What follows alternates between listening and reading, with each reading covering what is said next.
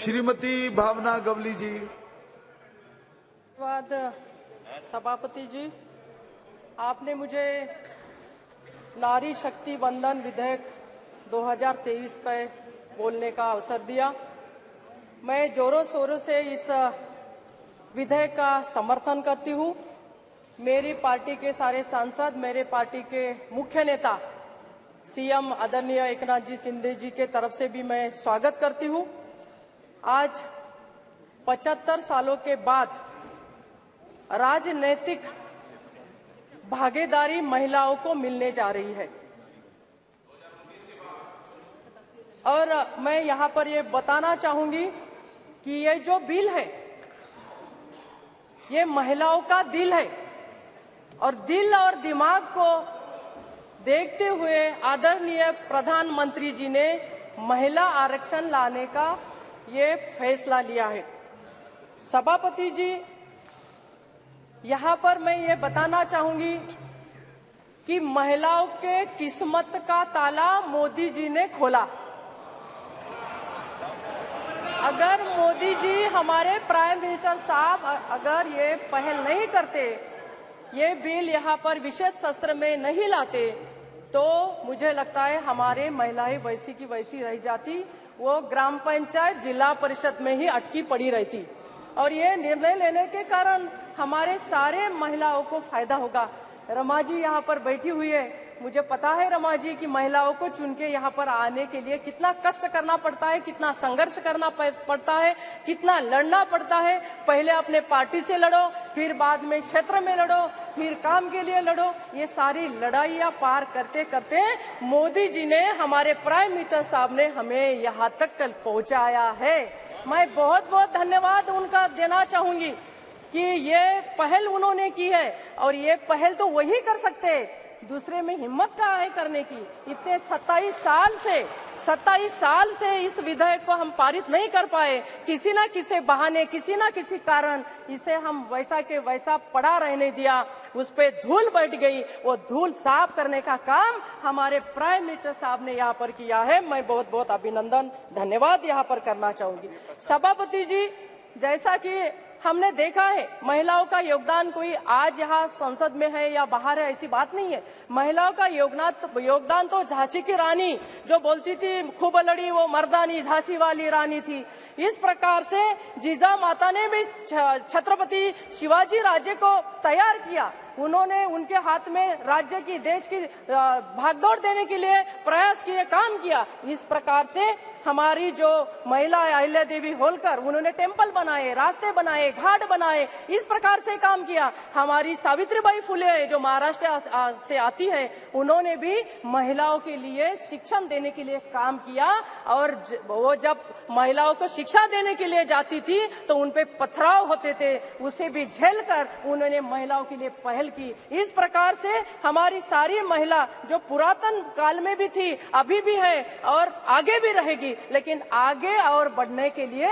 हमारे महिलाओं को पूरा समर्थन देने का काम हमारे सरकार ने किया, मोदी जी के सरकार ने किया। इसलिए मैं यहाँ पर ये बोलना चाहूंगी कि जैसे कि प्राइवेट मेंबर बिल, ये लास्ट टाइम एक महिला ने हमारे, जिनका नाम है प्रमीला दंडवती दी ने, उन्होंने लाया था, वो महाराष्ट्र की महिला थी, उन्होंने लाया था।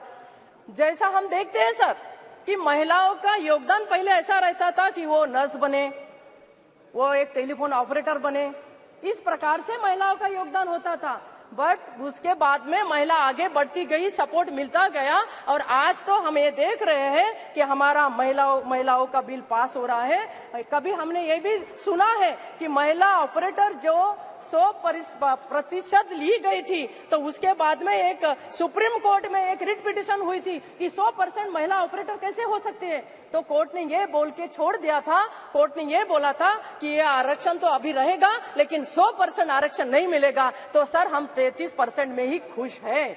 मैं ये बोलना चाहूंगी और मैं ये भी चाहूंगी कि महिलाओं का आरक्षण केवल इसमें ना हो, मंत्रिमंडल में भी महिलाओं का 33% आरक्षण हम दे। हमारा वो भी महिलाओं का नहीं काम करना है, अगर महिलाओं का आगे बढ़ना है तो उसको एग्जीक्यूटिव भी रोल करना पड़ेगा। केवल वो आए बैठे बोले चली जाए, ऐसा होता था पहले, अभी नहीं होगा आगे। और इस प्रकार से महिलाओं के लिए खाली चर्चा करने का काम यहाँ पर हमारे प्राइम मिनिस्टर साहब ने नहीं किया, तो चर्चाओं के बाद में निर्णय लेने का काम यहाँ पर हमारे पंत प्रधान जी ने किया है। और मैं यहाँ पर ये बताना चाहूंगी, ये जो इंडिया इंडिया बोल के बोलते हैं सब लोग, तो ये इंडिया नहीं है, ये दलदल की एक गठबंधन है, ये दलदल। और दलदल में क्या आता है? कमल। तो ये जो प्रयास कर रहे हैं वो अपने खुद के दलदल में फंसने वाले हैं और कमल का फूल खिलने वाला है और उसको सपोर्ट देने का शिवसेना काम करेगा। और इस प्रकार से हम आगे बढ़ेंगे। महिलाओं का आरक्षण हो चाहे कोई भी विषय हो, इसे पूरे जोर समर्थन से हम यहाँ पर हमारी बात रखना चाहेंगे। और ये पारिवारिक बात नहीं रहना चाहिए। कुछ पार्टियों को सर सभापति जी ऐसा लगता है कि उनकी घर की महिला आ गई तो आरक्षण हो गया, ऐसा भी है। हमारे घर की महिला आ गई, आरक्षण हो गया। बड़ी पार्टी में जितने भी ये दल है, जो दलदल है, वो जो बैठे इकट्ठा, उनको यही लगता है कि हमारे घर की महिला आ गई तो आरक्षण हो गया, महिला सक्षम हो गई। पर ऐसा नहीं है, महिलाओं को और सक्षम करना है सभापति जी, तो ये बिल हमें पास करना होगा। कोई आटे शर्तें वगैरह वगैरह कुछ नहीं रहेगी। महिलाओं के लिए हमें आगे बढ़ना है, हमें एक साथ होकर बिल को पास करना है। इस प्रकार से काम होना चाहिए। सभापति जी 1 मिनट और दीजिए मुझे।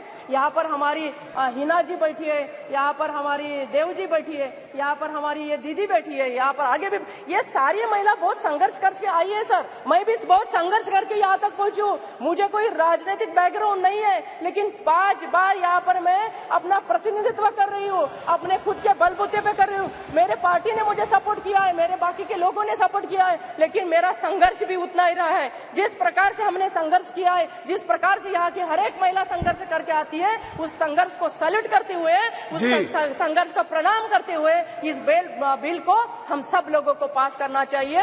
और मोदी जी को सक्षम नेतृत्व के आगे बढ़ने का हमारे 24 में और मौका देना है। उसके लिए हमें इकट्ठा होकर ये बिल को पास करें, यही मैं करूंगी। और शिवसेना पूरा समर्थन यहाँ पर करती है।